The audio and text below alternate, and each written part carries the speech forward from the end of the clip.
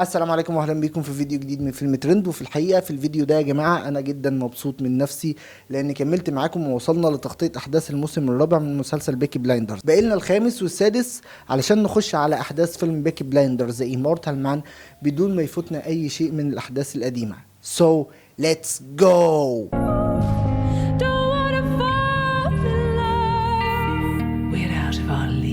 قبل ما نبدأ أحداث السيزون ده لازم نعرف إن السيزون ده بيبدأ بأخطر لحظة مرت على تاريخ عائلة شيلبي كله.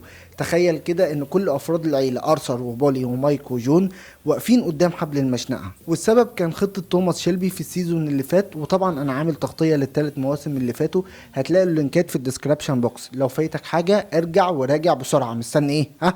يلا بينا. خلوني هنا بقى أسألكم سؤال الحلقة اللي فاتت: هل توماس شيلبي هيقدر ينقذ عيلته في اخر لحظة، ولا امبراطورية بيكي بلايندرز هتنتهي قبل ما تكبر اكتر واكتر؟ تعالوا نمشيها بالتسلسل ونشوف ايه اللي حصل في السيزون ده. هنلاقي ان عيلة شيلبي كلها واقفة قدام تنفيذ حكم الاعدام، وده بسبب تورط توماس شيلبي في مؤامرة تفجير قطار الاتحاد السوفيتي زي ما شفنا في السيزون اللي فات. ولكن توماس شيلبي عادة بيكون عنده خطط بديلة، ففعلا في اللحظات الأخيرة تم إيقاف حكم الإعدام، وده كان بسبب ابتزاز توماس شيلبي لملك بريطانيا جورج الخامس ذات نفسه. الملك ذات نفسه كان بيبتز الملك ذات نفسه ابن الفجرة. ومش بس كده، ده كان مش بس كان بيبتزه، لأن الابتزاز هنا لعبته أصلا، لأن توماس شيلبي كان بيطلب من الملك إنه يحصل على وسام الأو بي إي.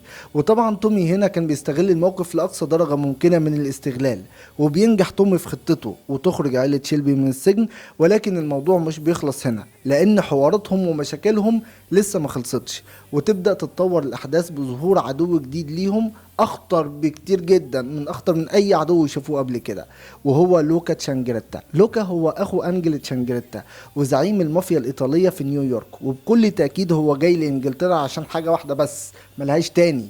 جاي الباشا ينتقم. الانتقام فقط ليس إلا حرب دموية من أعنف ما يكون، بتبدأ بين عيلة شيلبي وبين المافيا الإيطالية. لوكا تشانجريتا بيبدأ بضربة قوية جدا، وهي إن رجالة لوكا تشانجريتا بتنجح في قتل جون شيلبي، وتشن الحرب صديقي الإنسان.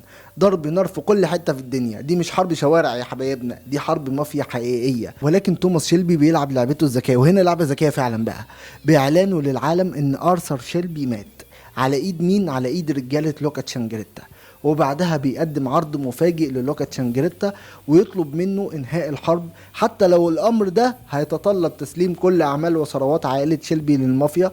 وهوب يا صديقي، ايه اللي بيحصل؟ لوكا بيصدق الموضوع ده ويقع في الفخ، ويروح بنفسه علشان ياخد ثروة عائلة شيلبي. ولكن طبعا الحقيقة غير كده خالص، لان ارثر ما ماتش اصلا في الحقيقة. وفي اللحظة المناسبة بيظهر ارثر ويقتل لوكا تشانجريتا. خطة في منتهى الذكاء، واخيرا هنا بتنتهي حرب المافيا. طبعا ده مش بيأثر على كارير توماس شيلبي في الاجرام، لانه اصلا مش طموحه حرب العصابات والكلام الفاضي ده كله، ده كلام فاضي بالنسبة له يعني.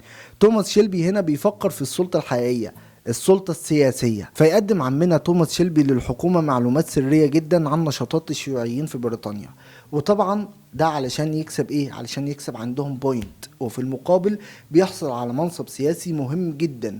وهنا تحصل المفاجأة الكبرى بان توماس شيلبي بيدخل البرلمان الايطالي. الدنيا ابتدت تتحسن، ونجاحات تومي شيلبي بتزيد يوم عن يوم. ولكن بالرغم من النجاح ده كله، حياة توماس شيلبي ما زالت حياة مؤلمة، لانه ما زال متعلق عاطفيا بجريس، والباشا محتاج يموف اون. فيخش في علاقة جديدة مع ليز ستارك. ليز ستارك دي كانت لا مؤاخذة شغالة في اللا مؤاخذة، واي واحدة لا مؤاخذتها معاها بتبقى سكرتيرة المدير، وبالفعل هي اللي بتكون مسؤولة عن مكتب أعمال توماس شيلبي. والعلاقة بتتطور بشكل تدريجي إلى أن بتخلف منه بنت بيسميها روبي شيلبي. وهنا بتنتهي أحداث الموسم الرابع. ولكن كالعادة يظل في سؤال لازم نسيبه للحلقة الجاية: هل فعلا توماس شيلبي أصبح رجل دولة، ولا لسه ما زال رجل عصابات وبيحاول بس يغير من شكله مش اكتر؟ ده بكل تاكيد اللي هنعرفه في تغطيه احداث الموسم الخامس من مسلسل بيكي بلايندرز. فتاكدوا انكم مشتركين في القناه علشان يوصل لكم كل جديد. وبس كده، هنا بكون وصلت لنهايه فيديو النهارده. لو عجبكم الفيديو ده ما تنسوش تعملوا لايك وشير وسبسكرايب، واشوفكم في فيديو. سلام.